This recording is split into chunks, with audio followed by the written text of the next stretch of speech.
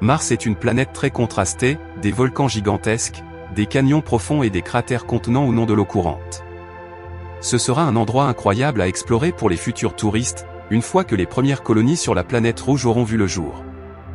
Les sites d'atterrissage de ces futures missions devront probablement être des plaines pour des raisons pratiques et de sécurité, mais peut-être pourront-ils se poser à quelques jours de route de sites géologiques plus intéressants. Voici quelques sites que les futurs martiens pourraient visiter. Les volcans de Tarsi. Selon la NASA, Tarsi abrite 12 volcans géants dans une zone d'environ 4000 km de large. Comme le mont Olympe, ces volcans ont tendance à être beaucoup plus grands que ceux de la Terre, probablement parce que l'attraction gravitationnelle de Mars est plus faible, ce qui permet aux volcans de devenir plus grands. Ces volcans pourraient être en éruption depuis 2 milliards d'années, soit la moitié de l'histoire de Mars. L'image ci-contre montre la région orientale de Tarsi, photographiée par Viking 1 en 1980. À gauche, de haut en bas, on peut voir 3 volcans boucliers d'environ 25 km de haut, Askrae Mons, Pavoni Mons et Arsia Mons. Dans le coin supérieur droit se trouve un autre volcan bouclier appelé Tarsi Tolu. Le mont Olympe. Il s'agit du volcan le plus extrême du système solaire. Situé dans la région volcanique de Tarsi, il est à peu près aussi grand que l'État de l'Arizona, selon la NASA. Avec ses 25 km de hauteur, il est presque 3 fois plus haut que le mont Everest, qui mesure environ 8,9 km. Le mont Olympe est un gigantesque volcan bouclier qui s'est formé après que de la lave a lentement dérivé le long de ses pentes. Cela signifie que la montagne est probablement facile à escalader pour les explorateurs en herbe, car sa pente moyenne n'est que de 5%. À son sommet se trouve une dépression spectaculaire d'environ 85 km de large, formée par des chambres magmatiques qui ont probablement perdu de la lave lors d'une éruption et se sont effondrées. Val Marinery. Mars abrite non seulement le plus grand volcan du système solaire, mais aussi le plus grand canyon. Selon la NASA, Val Marinery mesure environ 2000 miles de long. C'est environ 4 fois plus long que le Grand Canyon, qui mesure environ 800 km. Les chercheurs ne savent pas exactement comment Val Marinery est apparu, mais il existe plusieurs théories sur sa formation. De nombreux scientifiques suggèrent que la formation de la région de Tarsi a contribué à la croissance de Val Marinery. La lave qui a traversé la région volcanique a poussé la croûte vers le haut, ce qui l'a brisée en fractures dans d'autres régions. Au fil du temps, ces fractures sont devenues Val Marinery. Les pôles nord et sud. Mars possède 2 régions glacées à ses pôles, avec des compositions légèrement différentes.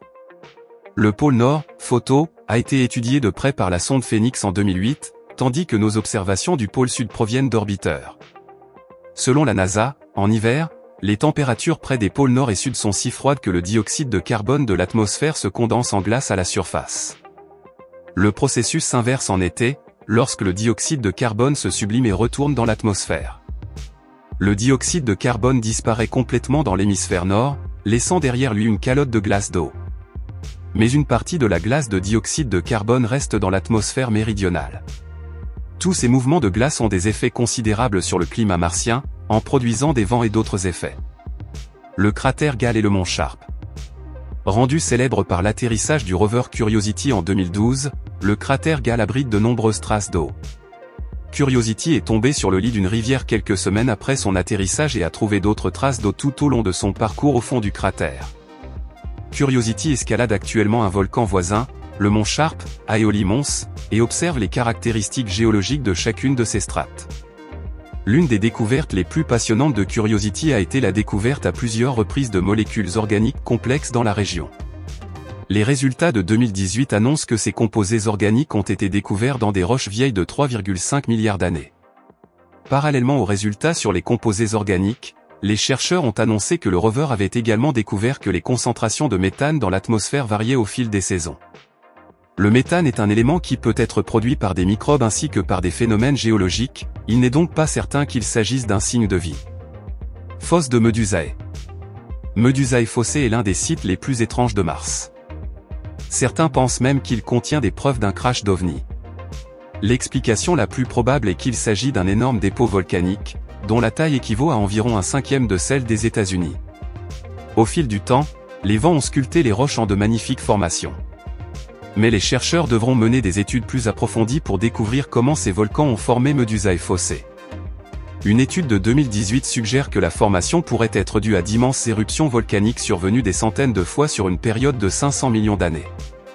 Ces éruptions auraient réchauffé le climat de la planète rouge, les gaz à effet de serre émis par les volcans s'étant répandus dans l'atmosphère. Dune fantôme dans le labyrinthe de Noctis et le bassin d'Hélas. Aujourd'hui, Mars est une planète principalement façonnée par le vent, l'eau s'étant évaporée au fur et à mesure que son atmosphère s'est amincie.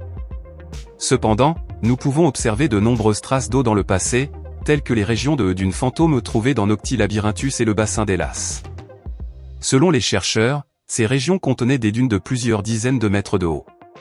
Plus tard, les dunes ont été inondées par de la lave ou de l'eau, ce qui a préservé leur base tandis que le sommet s'érodait.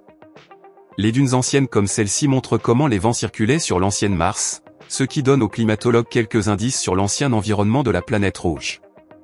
Plus intéressant encore, il est possible que des microbes se cachent dans les zones protégées de ces dunes, à l'abri des radiations et du vent qui les balayerait autrement. Ligne de pente récurrente dans le cratère Hale. Mars recèle d'étranges caractéristiques appelées lignes de pente récurrentes, qui ont tendance à se former sur les flancs des cratères escarpés par temps chaud. Il est difficile de comprendre ce que sont ces lignes de pente récurrentes. Les images du cratère Hale présentées ici, ainsi que d'autres endroits, montrent des points où la spectroscopie a détecté des signes d'hydratation. En 2015, la NASA a d'abord annoncé que les sels hydratés étaient censés être des signes d'écoulement d'eau à la surface, mais des recherches ultérieures ont montré que les RSL pouvaient être formés par de l'eau atmosphérique ou des écoulements de sable sec. La NASA a donc décidé d'étudier les sels hydratés de la RSL pour déterminer leur véritable nature.